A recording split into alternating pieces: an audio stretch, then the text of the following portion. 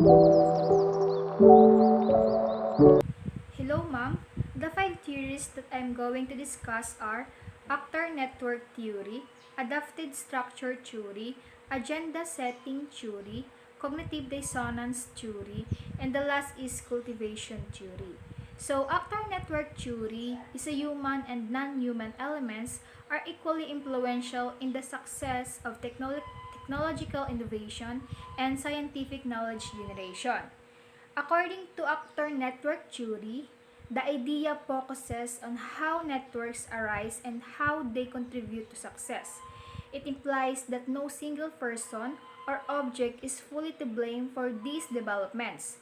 As a result, achieving this responsibility of both an actor and a network for those non-human actors, it might be hard for people to imagine their roles in the network.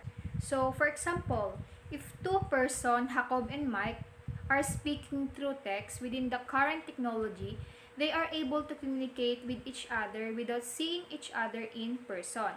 So, that's the definition and example of actor network theory. So, next topic is adaptive structuration theory. So, is one of the three theories of group communication. It was inspired by Anthony Giddens' concept of structuration. So AST was developed by M. Scott Pohl based on the work of Giddens, Robert McPhee, and David Siebold. Pohl took a critical approach to the linear models of communication and determined the group's dynamics are too complicated to be reduced and a few proposition or a predictable chain of events. Paul believes that group members affect outcomes and calls his history adapted because he thinks that group members intentionally adapt rules and resources to accomplish goals. EST is an approach for studying the role of advanced information technologies in organizational change. So the human theory seeks to understand the types of structures that are provided by advanced technologies and the structures that actually emerge in human actions as people interact with these technologies. So AST focuses on social structures, rules, and resources provided by technologies and institutions as the basis for human activity. So the theory supports that structures in technological and structures in action are continually intertwined and continuously shaping each other. DeSantis and Pohl use GDSS or Group Decision Support System for the foundation of their research in AST. So the third topic is agenda setting theory. Agenda setting theory is the idea that what the public thinks about is set by the media. The agenda setting theory was first introduced by Dr. Maxwell Bacom and Dr. Donald Shaw in 1972. This theory states that the news plays an integral part in the shaping of political realities, the amount of time spent on an issue, and the information relayed in a news story. Along with the story's position determines how much a leader learns and the amounts of importance placed on the issue. The agenda setting theory of McCombs and Shaw states that when the media reflect on the views of candidates during a campaign, they are also shaping and determining the issues of importance. Agenda setting theory rests on two basic assumptions. The first one states that the media filters and shapes the reality instead of simply reflecting it.